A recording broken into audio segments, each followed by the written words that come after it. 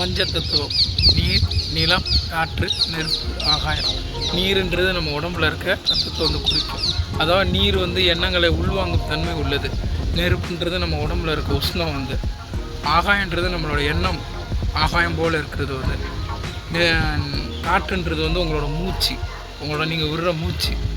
நிலம்ன்றது உங்கள் உடம்பு தசை சதை, இதுதான் வந்து நிலம்ன்றது. இந்த பஞ்ச தத்துவங்கள்லாம் ஒன்றா சேர்ந்தது தான் அந்த உடல் வந்து. அப்போ அந்த உடலை இயக்கக்கூடியது என்னது வந்து ஒரு ஆற்றல் சக்தியான ஒரு உயிர் சக்தி. அது இங்கே தான் இருக்குது. பிரிட்டிட்டோரி ஆசனத்தில் வந்து ஒரு ஒளி புள்ளியாக இருக்குது. அப்போது இந்த பஞ்ச தத்துவம் கொடுத்து இந்த உடலை இயக்கக்கூடியது வந்து ஒரு ஆற்றல் சக்தியான ஒரு ஆத்மா. அப்போ அந்த ஆத்மாவுக்கு அப்பா கடவுள். அந்த கடவுள் தான் ஈசன், பரமாத்மா, அல்லாஹ் இல்லையா? தன்னை ஒரு ஆத்மான்னு உணர்ந்து இந்த பஞ்ச தத்துவ உடலில் இறைவனை நம்ம நினைக்கிறப்போ நம்மளோட சக்தி ஆற்றல் அதிகமாகும்.